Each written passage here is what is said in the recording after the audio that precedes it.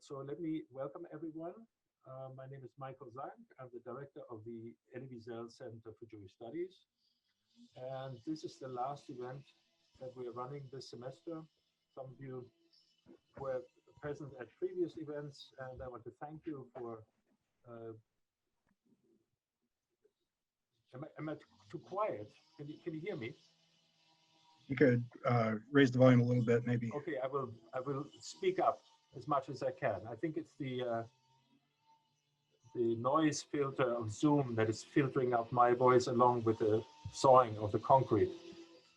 So for now, just let me say thank you so much for coming to these events. It's been a great semester, and I'm very pleased that we're concluding it with a BU Jewish Studies forum session. These forum sessions gathering usually graduate students and faculty for presentations. Very often this is work in progress, so it's less polished perhaps, but more vibrant in so many ways than all too polished presentations can sometimes be, although this semester we had lots of really interesting and engaging talks. I also want to recognize and acknowledge and thank people out there who have been supporting us in all kinds of ways, not just by coming to these events, but also financially. We received lots of wonderful smaller donations and larger donations from people out there. I want to mention in particular the family of and the friends of Marty Alpert, who passed away earlier this year, and he requested that people, one of the causes he wanted to support and that he had supported throughout his life was the Elie Wiesel Center for Jewish Studies. So I thank everyone who donated, and of course we acknowledge them individually. And I don't want to name any names here right now, except for one, which is my wonderful colleague Pnina Lahav, who is now emeritus professor of law here at BU, who not just participates in all kinds of ways and with her thought, with her courses, with her advice, but who also donated very generously this year to the center. So I want to acknowledge Pnina and everybody else who has given over the course of this semester. It's been heartening and heartwarming. And so because of this noise factor, I want to stop, but first I want to introduce our speaker today, Lucas Fain. Welcome, Lucas.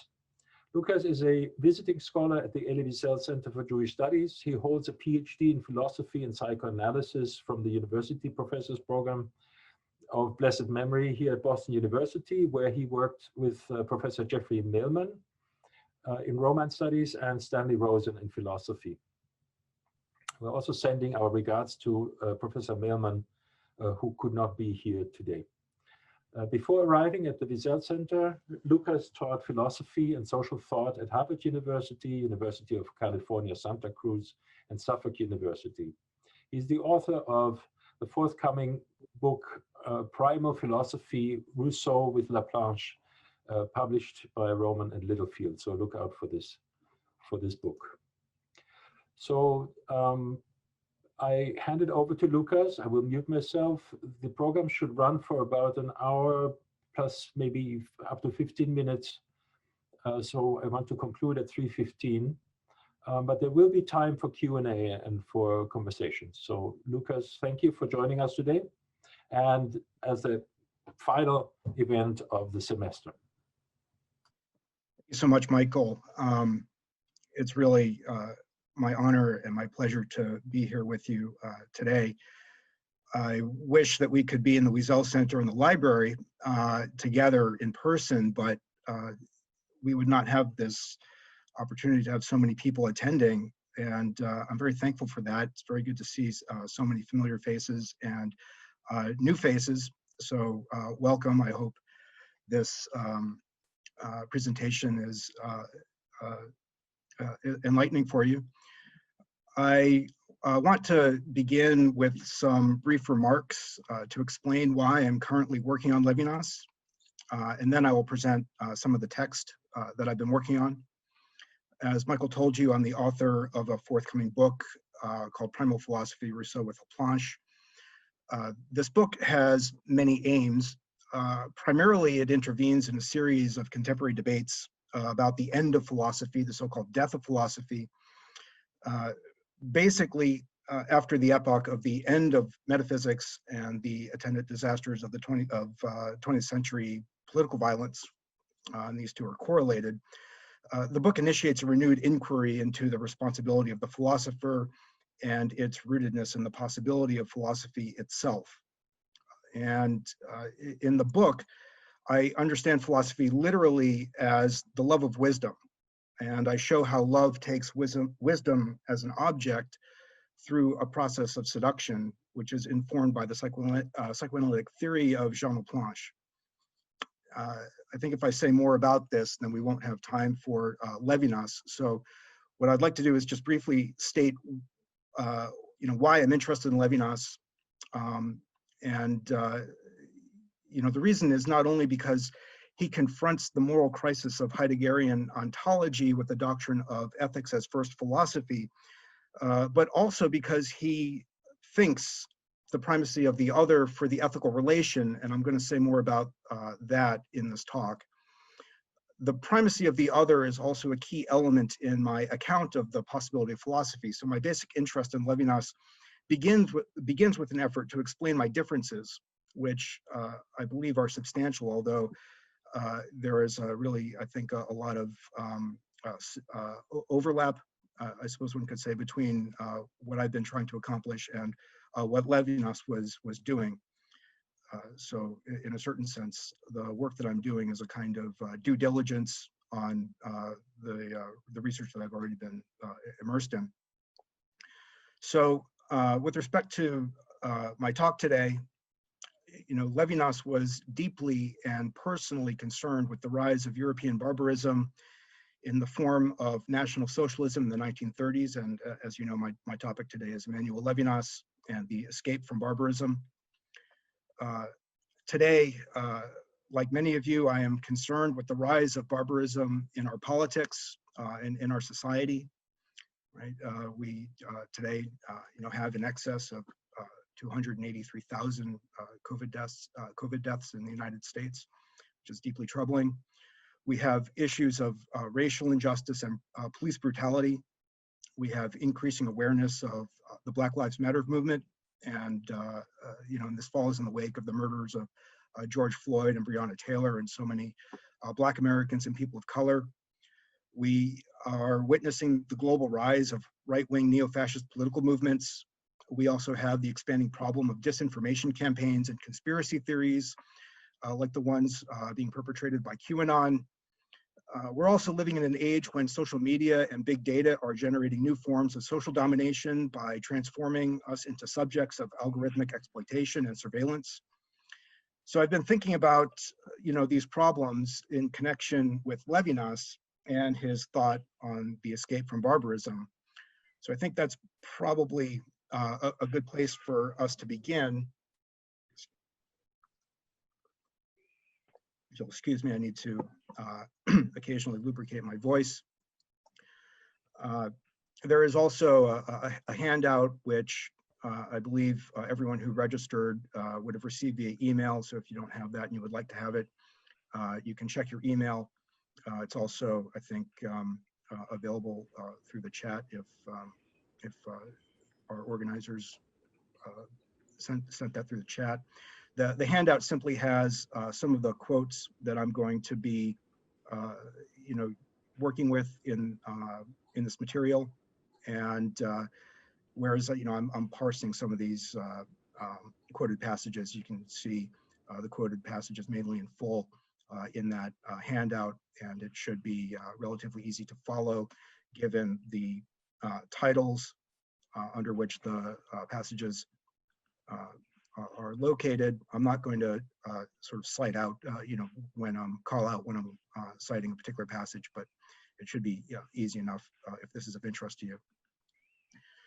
So I want to begin here with a discussion of indolence. Indolence is a desire of escape. Levinas describes it not as the negativity of idleness or rest, but a positive refusal in the face of action. Indolence is not relaxation, but restlessness in relation to the world. This thought is phrased provocatively by Levinas as a question. Quote, lying torpid in our bed, refusing any action, do we not realize indolence as a positive event in the happiness of being shut up in our own shell? Is not indolence the pleasure of spending the morning in bed? To the extent that this state is neither sleep nor somnolence, it is not peace. This pleasure without peace may offer some relief, the illusion of protection, but this is neither happiness as tranquility nor the pleasure of entertainment or distraction. For Levinas, entertainment distracts from indolence as much as work. This is because indolence signifies a restless confrontation with existence, more radical than the economy of work and rest. Indolence is the hope of freedom from the present, the desire for escape from the fact of existence. This notion of freedom as escape is haunted by the years of Levinas's captivity as a POW between 1940 and 1945 under Hitler's Reich. The book which explores this notion, existence and existence, it's somewhat like being and beings, was partly written in this period when Levinas was compelled to hard labor as a woodcutter. Yet Levinas does not write in the voice of autobiography. The analysis speaks to the generalities of the human condition. The concept or the hope of freedom explains the despair which marks the engagement in existence in the present. Levinas does not refer to any particular historical present, but the present instant conceived as pure beginning. Indolence expresses the desire to escape the demand of beginning, which every instant of the present demands. Weariness with the present is a way of being toward the future. Levinas calls it a being fatigued by the future. The present instant opens up the hope of freedom, but fatigue retracts the effort. The hope of freedom is therefore insufficient to unleash a future, different from the yet to come of another instant of the present. Some break from the present is required. Beyond hope, this need to escape the deadlock of the present guides Levinas's entire thought on the notion of freedom as escape. Yet the events of Levinas's captivity did not alone give rise to this notion of freedom as escape.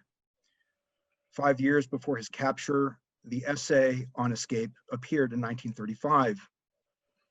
On the occasion of its republication in 1982, the text is prefaced by a letter to Jacques Roland dated December 1981. Reflecting on his youth, Levinas ties the, quote, consciousness of having no way out to a determined anticipation of a determined anticipation of impossible new thoughts in the context of great contemporary ideas. This tension between the context of great contemporary ideas and the consciousness of having no way out describes the intellectual situation of the essay, which appears on the eve of great massacres, is Levinas's term. At stake is the failure of great contemporary ideas, in particular the ideas of Husserl and Heidegger. No more new games. Excuse me. And you have math. You have to stop.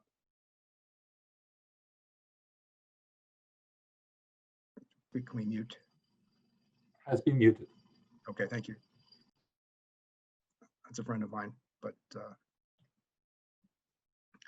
okay, let me pick up where I left off.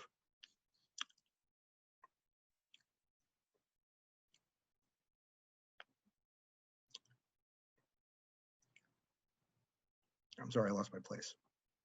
Okay, I'm talking about On Escape and the letter to Jacques Roland.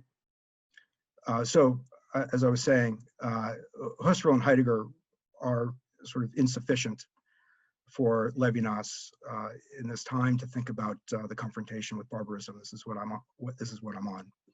So, At stake is the failure of great contemporary ideas, in particular the ideas of Husserl and Heidegger, to show the way out of existence in the present. Husserl and Heidegger cannot show the way out of existence in the present under the conditions of 20th century violence.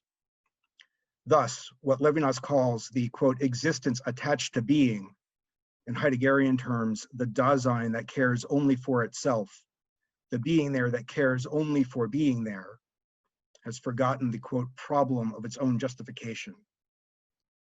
With the atrocities of the Second World War, there is a need to rethink the justification of philosophy in the style of Heidegger. The text of On Escape anticipates new thoughts which seem impossible from the standpoint of 1935. In the same year, Levinas published a short essay called L'Actualité de Maimonides, translated as The Contemporary Relevance of Maimonides. This essay contains Levinas's earliest reference to the face, not the mature account of the face of the other, le visage de l'autre, but the face, which signifies the side, the limit of a pure exteriority, as in la face de Dieu, the face of God. Levinas writes, quote, the value of true philosophy does not situate itself in an impersonal eternity. Its luminous face is turned toward the temporal beings that we are. Its regard for our anxieties is part of its divine essence. The truly philosophical aspect of a philosophy measures itself by its contemporary relevance. The divinity of a transcendent God is translated by Levinas into the divine essence of philosophy, and its, quote, luminous face turned toward the temporal beings that we are. Its essence as true philosophy is measured by its contemporary relevance to our anxieties, its capacity to face the contemporary situation. Herein lies the contemporary relevance of Maimonides. The historical situation of 1935 required a uniquely urgent response as it threatened Jewish existence and the existence of Jews as human beings. Levinas cites an arrogant barbarism established in the heart of Europe. This barbarism is an audacious and unsurpassed paganism, which has thrust Judeo-Christian civilization into question, reversing values, confounding elementary distinctions, effacing the limits of the profane and the sacred, dissolving their very principles which till now permitted the restoration of order. That is all Levinas. The contemporary relevance of Maimonides consists accordingly in the resources he provides in the face of paganistic barbarism. Together with the 1934 essay, Reflections on the Philosophy of Hitlerism, published shortly after Hitler's rise to power, Levinas begins to think the meaning of Judaism against a link between the barbarisms of Heidegger and Hitler. In the prefatory note to the Hitlerism essay, dated 28 March 1990, Levinas explains that the article stems from the conviction that the source of the bloody barbarism of National Socialism lies not in some contingent anomaly within human reasoning, nor in some accidental ideological misunderstanding. Instead, its source stems from the, quote, essential possibility of elemental evil into which we can be led by logic and against which Western philosophy has not sufficiently insured itself. In connection to Heidegger, quote, this possibility is inscribed within the ontology of a being concerned with being. According to Levinas, the error of Heidegger consists in being misled by logic, not as a formal area of study, but as logismos, the power of calculation divorced from ethics. The essential possibility of elemental evil is manifest in the power of calculation divorced from ethical concern, as in Heidegger's calculation to begin with being, hence the, quote, ontology of a being concerned with being. Concern with being qua being alone is the essential possibility of elemental evil, that is, being without ethics. The philosophy that begins with being risks the possibility of elemental evil, and not just its possibility, but its actuality, as in the bloody barbarism of National Socialism. What we require in response are impossible new thoughts, a thinking of escape.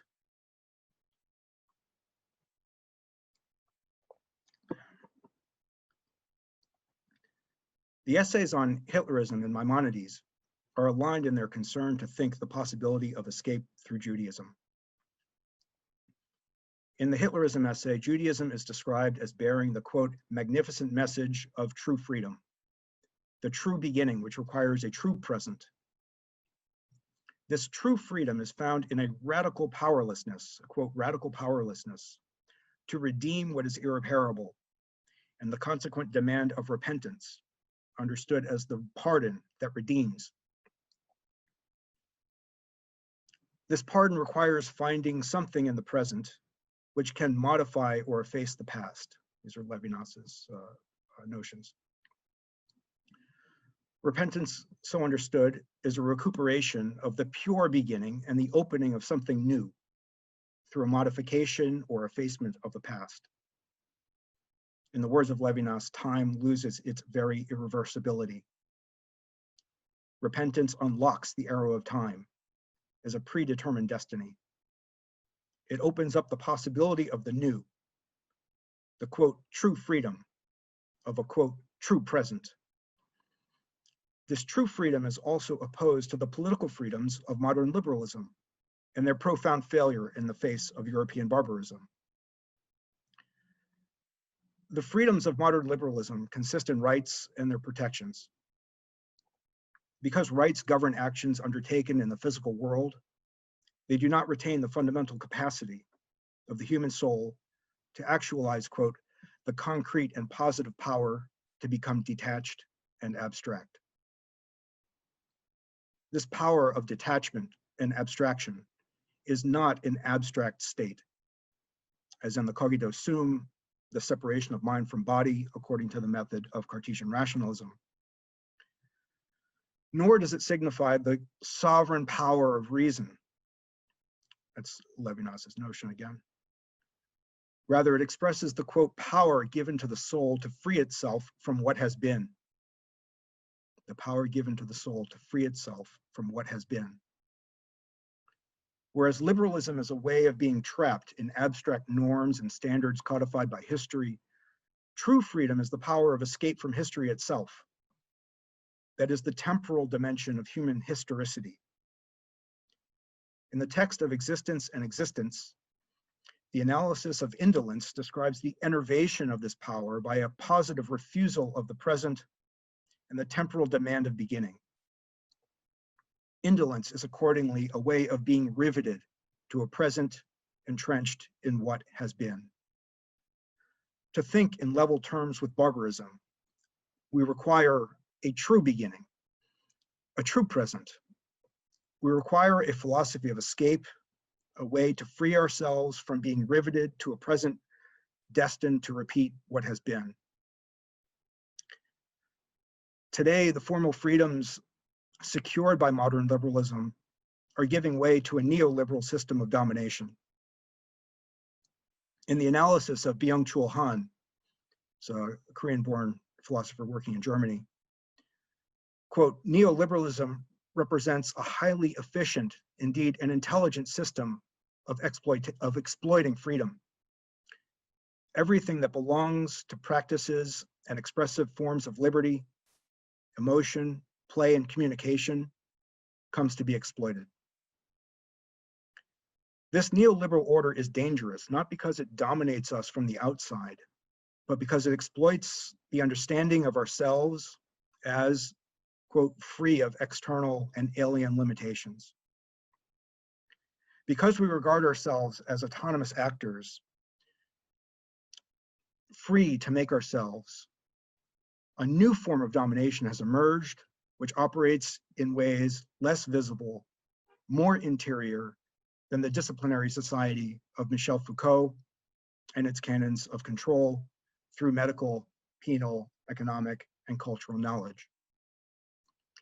Instead, we now subjugate ourselves to, quote, internal limitations and self-constraints, which take the form of compulsive achievement and optimization. The formal freedoms of modern liberalism, the freedom to speak and assemble, to own property and pursue prosperity, thus become avenues of self-exploitation, producing psychic maladies like narcissism, depression, and burnout. Modern liberalism cannot resolve the threat of neoliberal domination because its vicissitudes enlarge and intensify the problems. Even Marxism is insufficient to break the deadlock of the present. And this is because Levinas argues Marxism is the completion of liberalism. Although it seeks to reattach the liberal subject to the material world according to the principle, quote, being determines consciousness, it understands the revolutionary subject as part of a deterministic history, which finds completion in the post-capitalist condition of communism.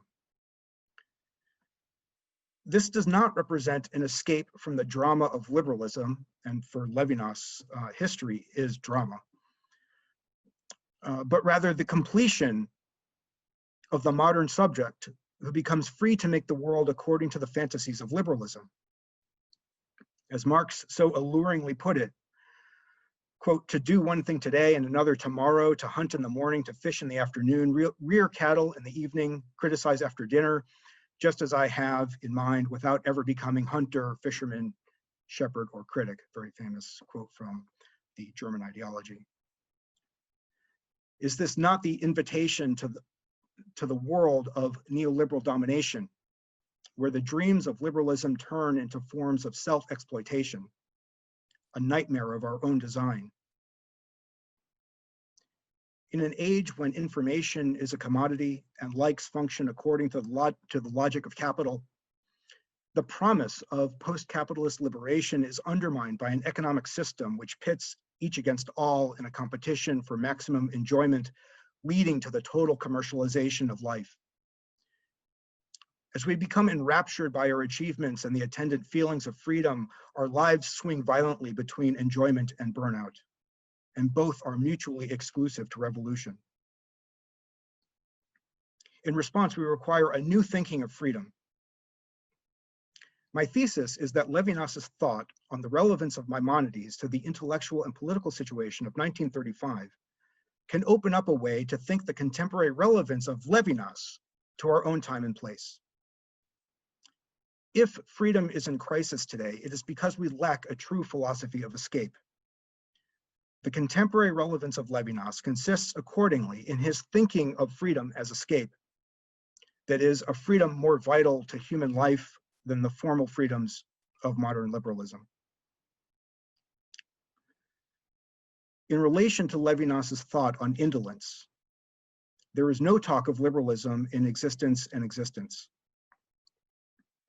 There is a brief treatment of Marxism, but because it holds that forms of consciousness are produced through historically specific determinations of being, it remains insurmountably attached to being. And Levinas asserts the incapacity to withdraw from being as a deprivation of consciousness. In this spirit, the text of 1947 continues the line of thought directed by an escape from being, already visible in the years 1934 to 1935.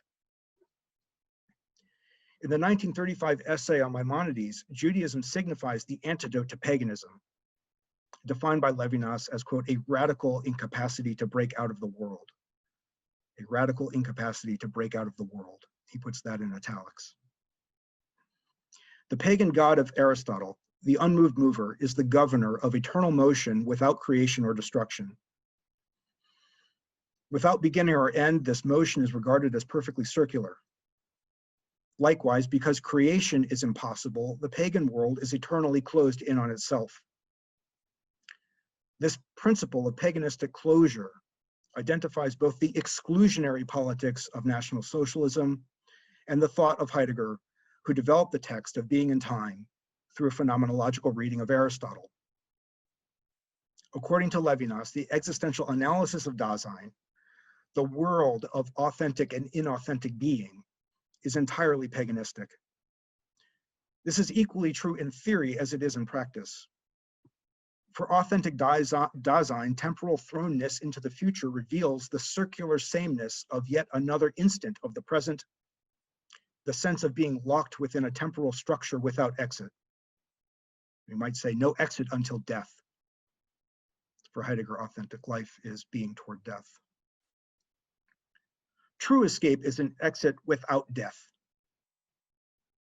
In the epoch when, quote, Judeo-Christian civilization is put in question by an arrogant barbarism established in the heart of Europe, the contemporary relevance of Maimonides is found in his account of how Judaism challenges the paganistic incapacity to break out of the world.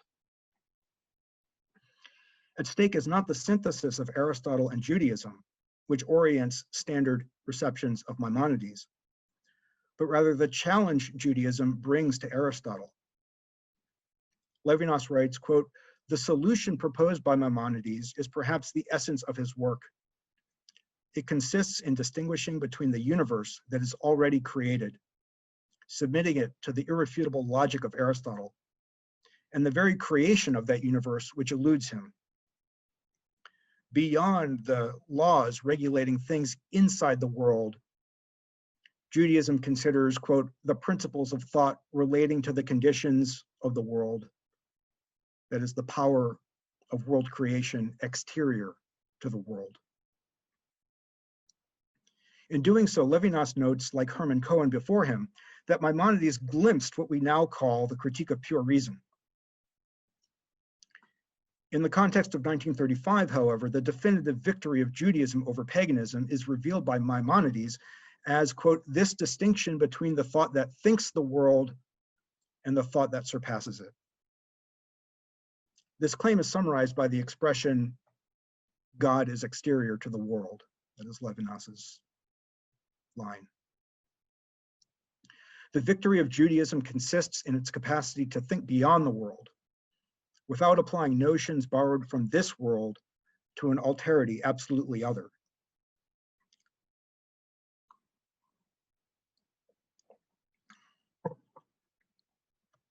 This alterity is, by virtue of its alterity, a power to alter the world through the power of creation. What Maimonides makes unequivocal is a distinction between creation and manufacturing, that is, creation and work.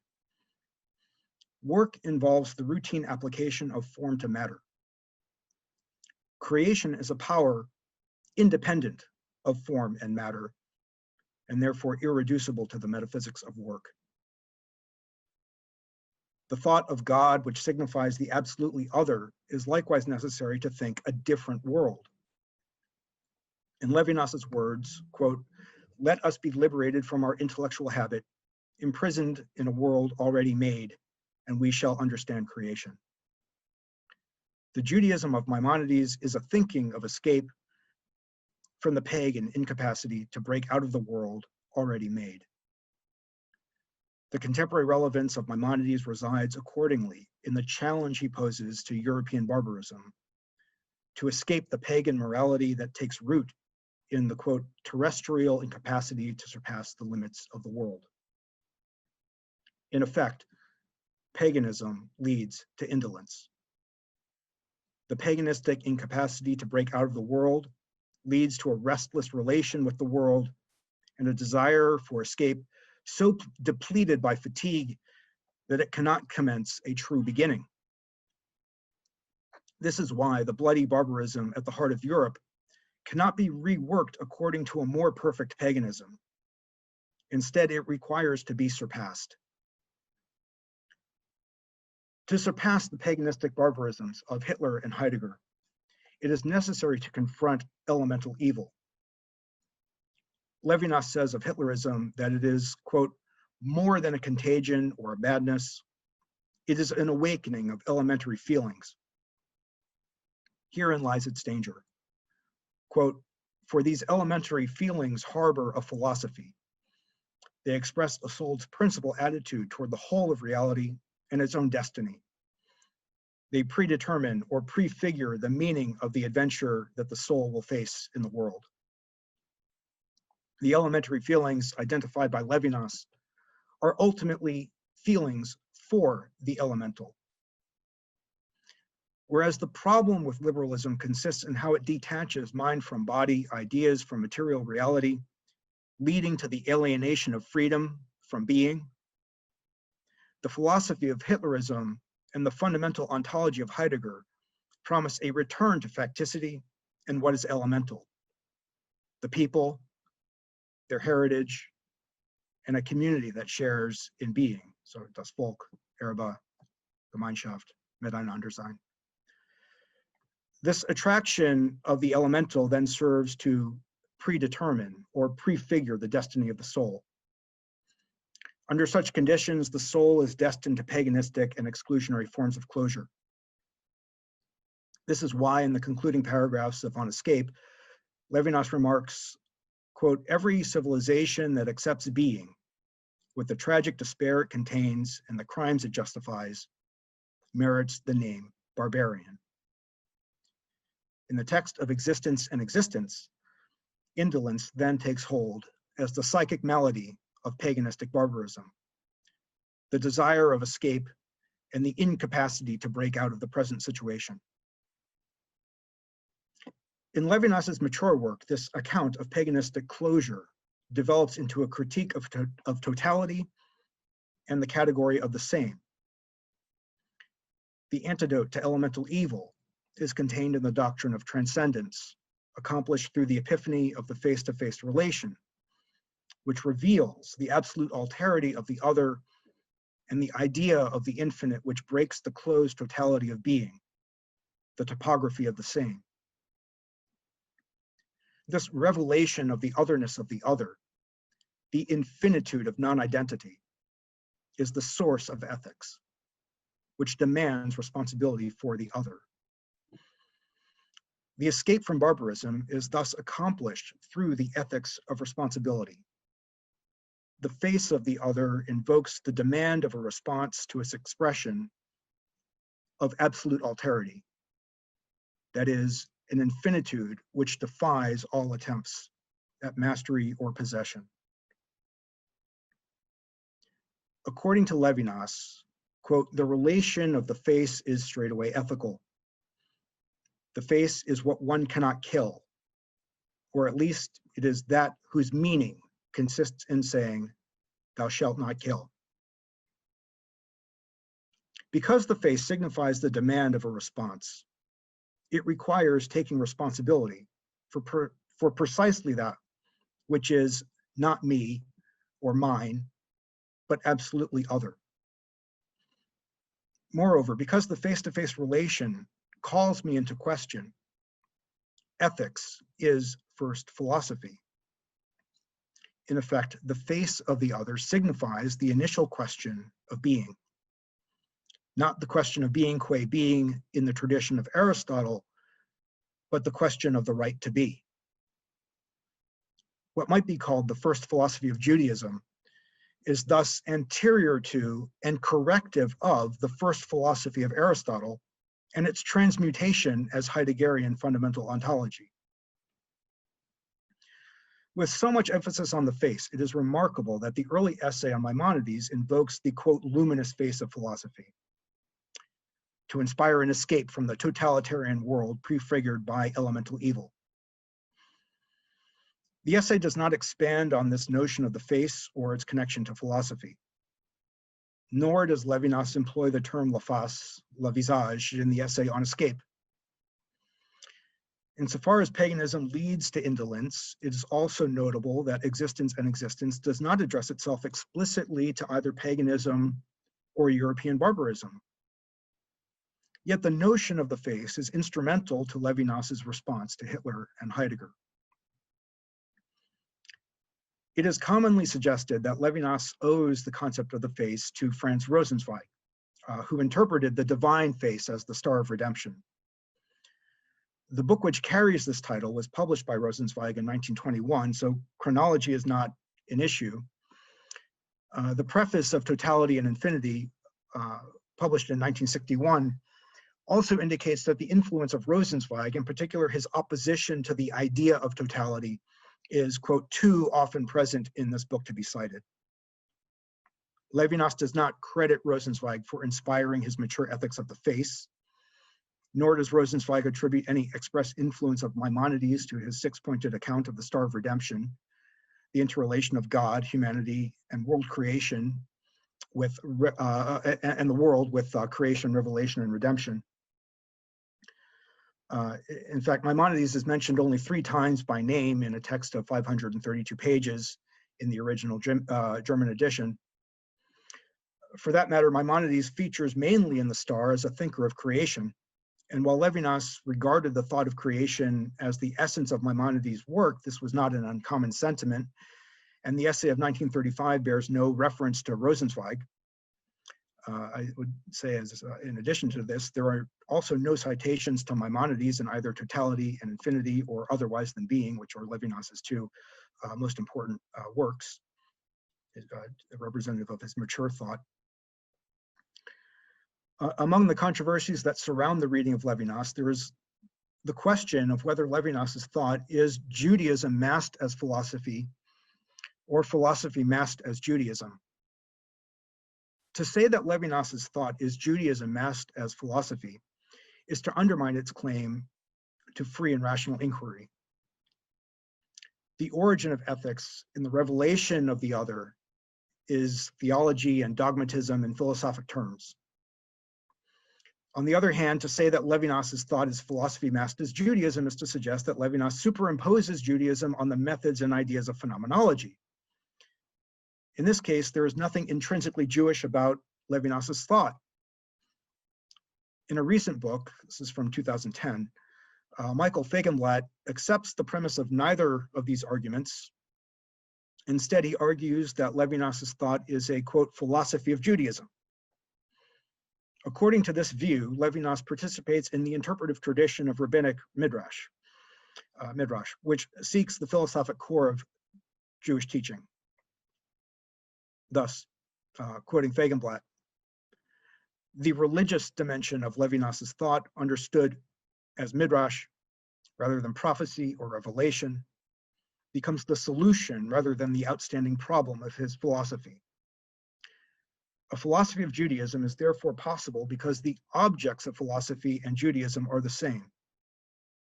This ultimately means that Jewish teaching is true, insofar as it accurately describes the instantiation of ethics as first philosophy, which is for Levinas the true philosophic teaching. This is the premise that I now want to question. And I want to do this through a pathway that leads from Maimonides, from Levinas to Maimonides on the topic of the face. At stake is our understanding of the true possibility of escape. I suggested earlier that Levinas's reference to the luminous face of philosophy serves to translate the face of God into philosophic terms. This suggestion is shaded by Levinas's reference to the divine essence of true philosophy and its regard for our anxieties as temporal beings. To say that philosophy has a face is also to suggest its exteriority and a dimension beyond the face. This dimension beyond the face is the condition of philosophy, the absolutely other which calls us into question. At issue in reference to Maimonides is the process which explains the possibility of philosophy itself. If it is not divine revelation or the translation of revelation into philosophic terms, then it must be something else. This becomes for Levinas the face-to-face relation, and herein lies the substantial connection to Maimonides. Levinas first develops the face-to-face relation in a brief section of Existence and Existence titled With Another and Facing Another. At issue in this section is the elemental form of collectivity described by Heidegger as Miteinandersein, the authentic sociality of Dasein, translated as being with one another. Levinas observes how this form of collectivity remains a collectivity of the with, quote, remains a collectivity of the with, and it is around truth that its authentic form is found. Incidentally, this formulation repeats the account in Heidegger's winter course of 1928-29 Einleitung in die Philosophie, is Introduction to Philosophy, which Levinas attended as a student at the University of Freiburg. After the notoriously thin account of Dasein's authentic sociality and being in time, this lecture course develops Miteinander-Sein as a being involved with something common, Gemeinsames. The common is the shared truth through which a collective world is formed. In Heidegger's account, truth is understood as aletheia, a power of unconcealment, endemic to the subjectivity of Dasein. As a consequence, Levinas observes this authentic collectivity is formed around something common, namely the power of unconcealment, which is completely found in the solitary subject. Again, Levinas finds the world of Heidegger and its subjects closed in on itself. Moreover, because Heidegger follows Aristotle in presuming the sociality of human life, here accomplished as being involved with something common, that is the unconcealing of truth, Heidegger expels the radical alterity of the other, which precedes any sense of commonality, in terms that evoke the Hobbesian state of nature as a state of war, of each against all. Levinas describes the primordial encounter with the other as the fearful face-to-face situation of a relationship without intermediary, without mediations. And that's a quote, the fearful face-to-face situation of a relationship without intermediary. The other is encountered not as a relationship of interchangeable terms, identical with respect to hermeneutic capacity or existential structure, but rather as a singularity determined by what I am not. This means for Levinas that intersubjective space is initially asymmetrical in a way that separates what is conceptually identical from the exteriority of the other, who is irreducible to the category of the same. Anterior to the formation of a collective world, there is, quote, social exteriority, which Levinas calls an original form of exteriority. The connection to Maimonides now appears precisely in Levinas's description of the fearful face-to-face situation without intermediary. In chapter 137 of the Guide of the Perplexed, Maimonides accounts for the several senses of panim, the face, as it is used in Jewish tradition. So you have this in the handout, the long quote, which I'm going to quote from, and I'm going to quote from this with a few interpolations. First, face, panim, is an equivocal term, its equivocality being mostly with respect to its figurative use. It is the term designating the face of all living beings. It is also a term denoting anger. The term is frequently used in the sense to denote the anger and wrath of God. Thus, the face of the Lord hath divided them. The face of the Lord is against them that do evil. He continues. These lines recall the fearful face-to-face situation as a situation of division, as well as perhaps the problem of European barbarism, which requires facing elemental evil. Maimonides continues here. He says, it is also a term denoting the presence and station of an individual.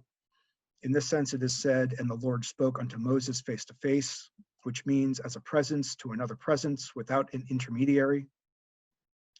It's sans intermédiaire.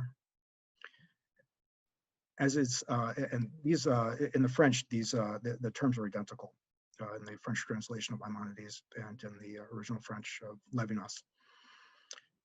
So he says, right, come, let us look at another in the face. Thus, scripture says, the Lord spoke with you face to face. So this notion of the face-to-face relation without intermediary is expressed directly in the text of existence and existence. As I said, the language is the terminology is exactly the same. Provided this initial evidence for Levinas's appropriation of the face from Maimonides, it now becomes less a question of whether Levinas translates the face of God into the face of philosophy, but whether through its parables the face of philosophy is revealed by Judaism. In this case, If ethics is first philosophy, then Judaism must reveal the ethical relation of the face-to-face, which transcends the difference between religion and philosophy. I want to look at a few more lines from the guide. Quote, in another passage it explains, saying, ye heard the voice of words, but ye saw no figure, only a voice. Hence this kind of speaking and hearing are described as being face-to-face. Similarly, the words and the Lord spoke unto Moses face-to-face describe his speaking as being in the form of an address. Accordingly, it is said, then he heard the voice speaking to him. It has accordingly been made clear to you that the hearing of a speech without the intermediary of an angel is described as being face-to-face. In this sense, it is also said, but my face shall not be seen, meaning that the true reality of my existence, as it veritably is, cannot be grasped. So I want to highlight a few features of this passage and then invoke a question. First, the face-to-face relation is defined through speaking and hearing. Quote, speaking as being in the form of an address. This address without intermediary constitutes the face-to-face relation, but it is a relation formed through speech. This is important because Levinas insists in his mature work that the face speaks. That's a quote. He also says the face and discourse are tied. And he adds, vision does not describe the, quote, authentic relation to the other. Moreover, this relation is constituted through the asymmetrical address of the other. This is indicated by the parable of Moses coming face to face with God, who in scripture only shows his back. The relation is therefore asymmetrical because the face of God cannot be seen, its true reality cannot be grasped. Whereas vision belongs to being, the word is beyond being. Moses is thus commanded to respond to the radical alterity of the other, the word of God beyond being. In Maimonides, we therefore find the face-to-face relation which defines ethics as responsibility for the other. Now for my question. Put simply, what lies beyond the luminous face of philosophy? What do we call the dark side of the face? If it is true that the face of God signifies the alterity of the other, and that Levinas translates the divine face into the luminous face of philosophy, does it matter, as Levinas also insists, that, quote, philosophy derives from religion? As a word of caution, the meaning of this statement is not self-evident. In totality and infinity, for example, religion signifies the structure of an infinite relation to the other, which is irreducible to the same. Elsewhere, Levinas also argues that the ethical is human qua human. If philosophy derives from religion, religion still derives from ethics and the all-too-human epiphany of the face. My question is ultimately whether Levinas's doctrine of ethics as first philosophy accurately captures the possibility of true escape. And my concern with this account begins with Levinas's insistence on the face that speaks. If philosophy originates in a radically human relation to the other, why must it presuppose a relation formed through speech? Insofar as philosophy means the love of wisdom, a true account of the possibility of philosophy must explain how love takes wisdom as an object.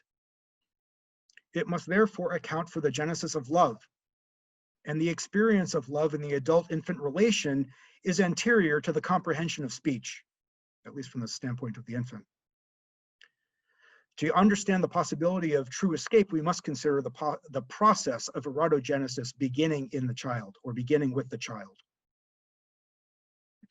My thesis, in short, is that the understanding of true escape depends not on the revelation of the face, but rather in the adult-infant relation consisting in the transmission of enigmatic messages from adult to infant. In his account of human psychogenesis, the psychoanalyst Jean Laplanche argues that human subjectivity is constituted through a radically decentered relation of the infant to verbal, nonverbal, and gestural messages transmitted from the adult world. Laplanche calls this a process of primal seduction, in which the child is confronted with messages that are enigmatic because that is what they are for the other, the adult emitting them. My question is therefore, revelation or seduction? At stake is not only whether the voice of God is heard as an echo of the primal situation, anterior to speech, but whether our understanding of the drive to translate the message of the other, but that's really what I'm getting at here, right? Our understanding of the drive to translate the message of the other. Put simply, my concern is that the revelation of responsibility for the other is insufficient if it cannot account for the power of seduction, which we require to break the deadlock of the present. I would say the deadlock of indolence in the present, and the attendant forms of neoliberal domination that now take hold of contemporary life. So I'd like to stop there. Thank you, Lucas. The drill is still on out there, so I will mute myself as soon as possible.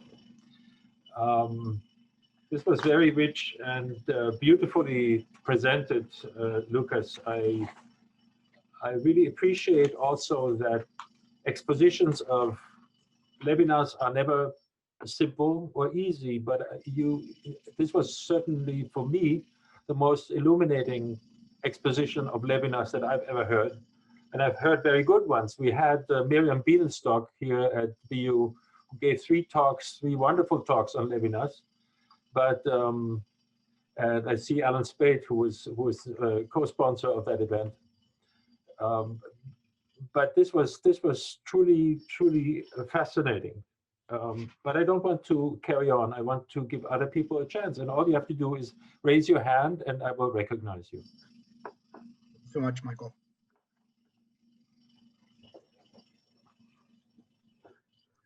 So Ellen has his hand up. I don't know if we have an order here.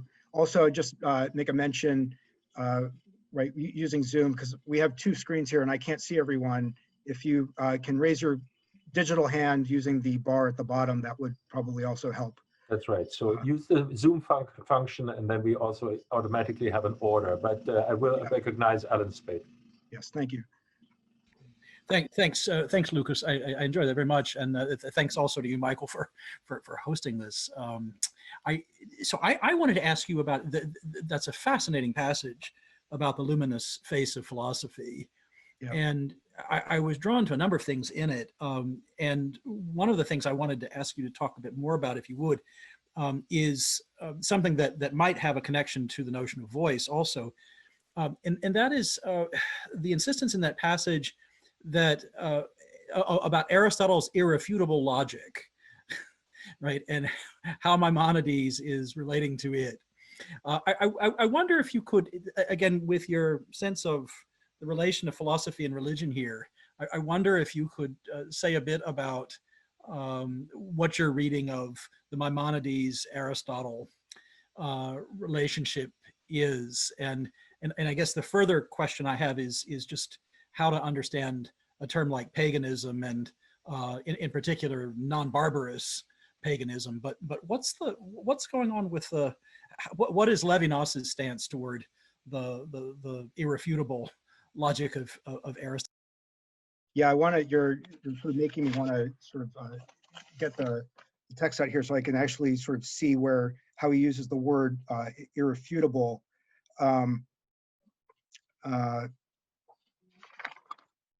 But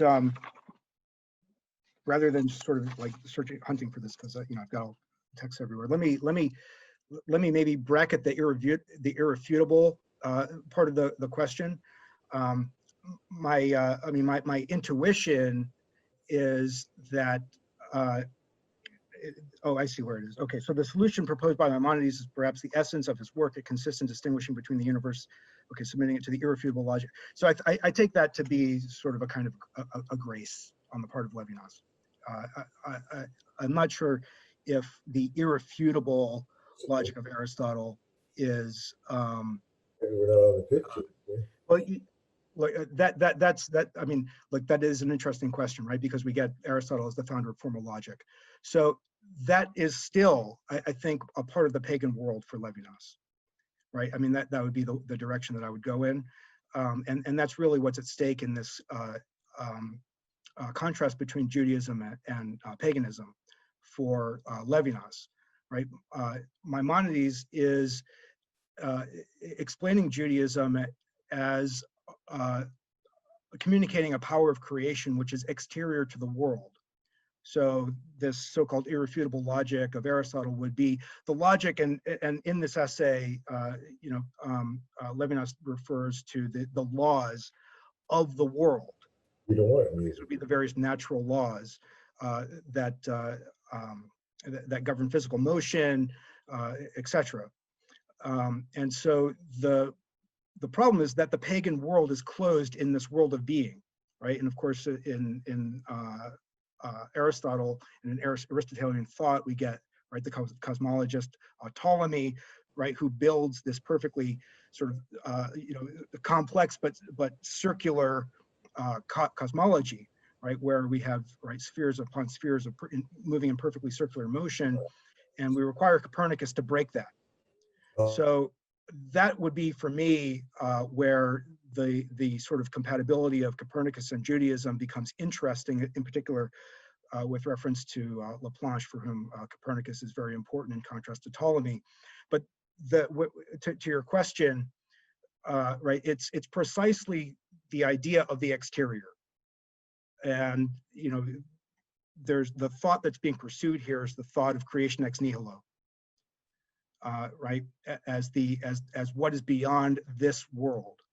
And so what's at stake here is that Cartesian question of how that thought of the infinite is implanted in the human being. How do we get this idea, right? And Levinas's argument, which I think he's already perceiving, right, in this reference to the luminous face of philosophy, is that this idea is put into us by the other. And so this is what, this is why one of the reasons why I'm interested in Laplanche, because Laplanche has this really wonderful way of explaining the implantation of the other, the enigmatic message of the other, right, as part of human psychogenesis. So this is a radically human way of understanding, our encounter with the other, and that's really what requires to be explained. Right, the human encounter with the other as the possibility of breaking out of paganism. So in this case, right, it's not the paganistic barbarism, right? It's not, paganism is not encoded in barbarism, but it's still a problem because I would say it's debilitating of ethics for Levinas, and the way that Levinas understands ethics. That's really helpful. That's really helpful. Yeah, no, great question. Thank you so much. Yeah. So I have Diane Zwieback raising her hand, or somebody in that window, because there are two individuals here. So whoever would like to speak, you're unmuted. Hi, Lucas. Could you please elaborate on Heidegger's conception of the Weltanschauung as one of the main drivers of modern liberalism? Yeah, could you say the beginning part of the question again? It was a little muffled. Yeah. Please elaborate on Heidegger's conception of the world Jewry or Weltanschauung as one of the main drivers of modern liberalism. Well, Lucas, please repeat the question, because your microphone is a little better audible. Okay. Yeah, so I take the question to be asking about Heidegger's notion of world Judaism, which is this notion which has really sort of come to the fore of our consciousness through recently translated notebooks called the Black Notebooks, where Heidegger's, really sort of anti-Semitism is becoming more and more visible, although it's, it was known to Levinas in, the 1930s. And so I take the question to be whether there is some sort of connection here between that and liberalism. So that's really a very interesting question. You know, Heidegger was, you know, in thinking about sort of world Judaism, he was encoding it in notions of machination and and liberalism and democracy.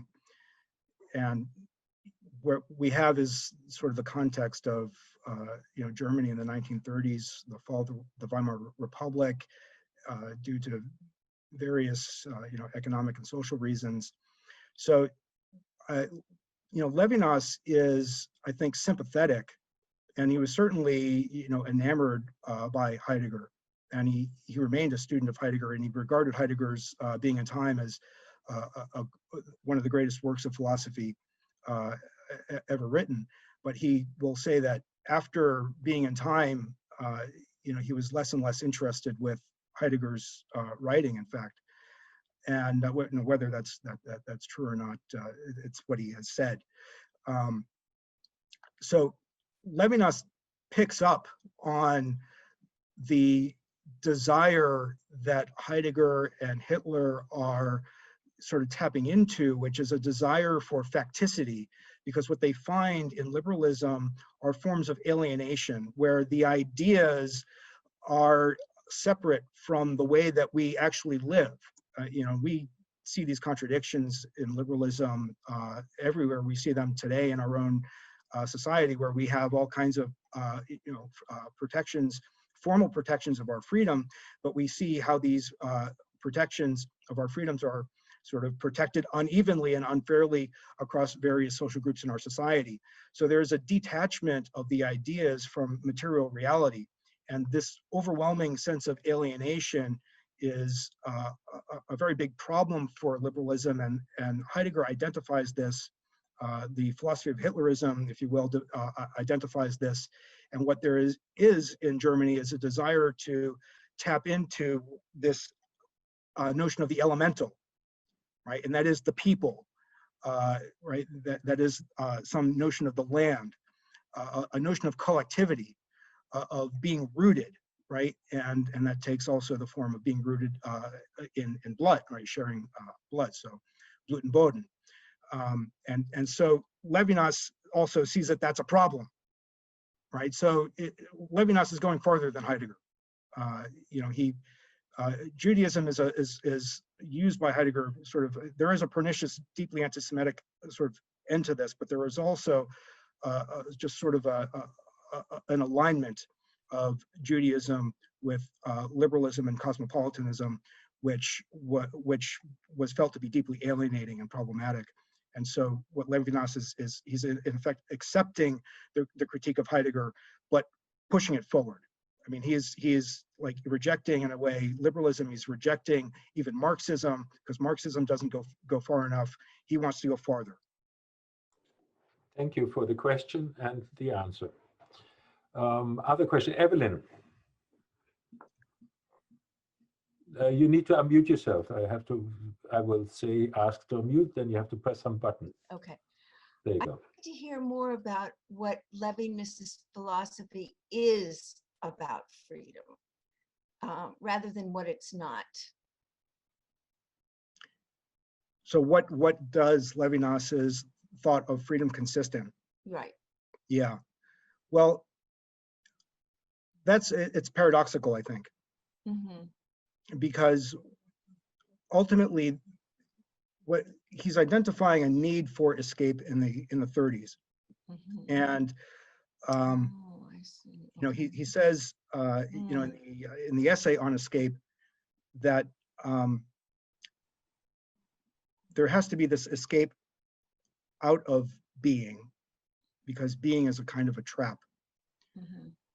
And the way that he begins to do this is by looking at you know, our embodied experience. So still, right, the sort of analysis of Dasein by Heidegger is too abstract.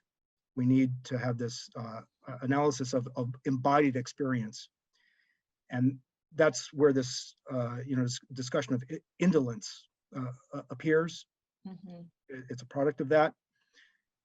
He's describing the ways in which we are riveted to ourselves, that we cannot escape ourselves. And that becomes sort of really the problem.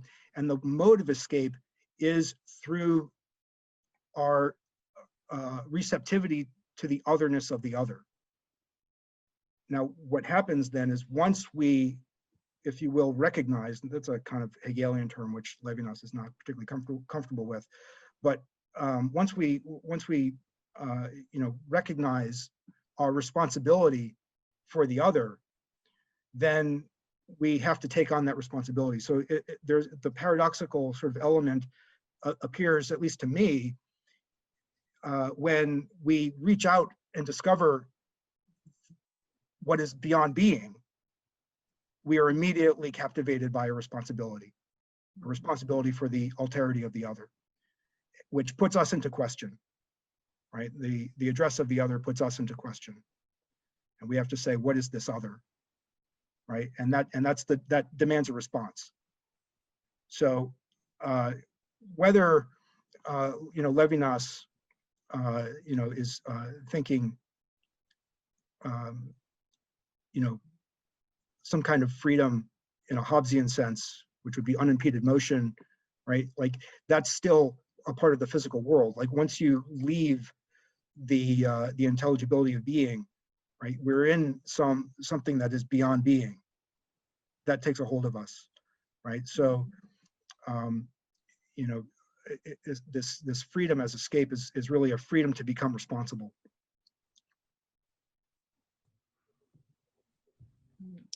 If I can just say something, it kind of sounds like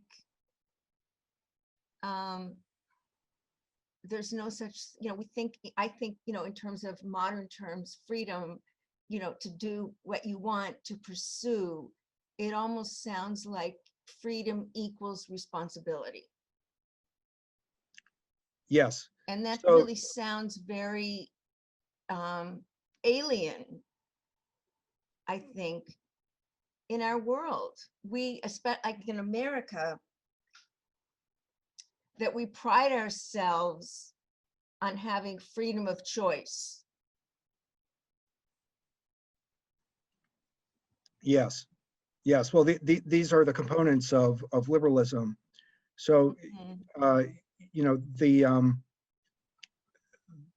the instance of freedom, I think, is in that freedom to be responsible. Mhm. This is part of the question that I'm trying to raise with respect to what Levinas is doing, because there seems to be at that point simply a decision, Mhm. and that requires a freedom of will to say, I take responsibility for the other, Mhm. or I do not, right? Mm. And where I'm sort of leaving, the end of this presentation here, I'm leaving with a question about whether that's sufficient, Mhm. right? It seems to me that if we are just simply left with a decision, Mhm. that this is not actually a way to what I would call take responsibility for the future, which is sort of the overarching theme of what I'm working on, Mhm.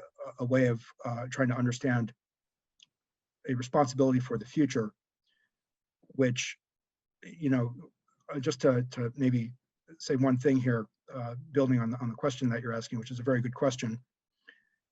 We have been aware for a very long time in this country and globally about various forms of injustice, in particular racial injustice, and the way that this has come into our consciousness in a very important way very recently, right, through the murder of George Floyd and the uprisings that have happened in the wake of that.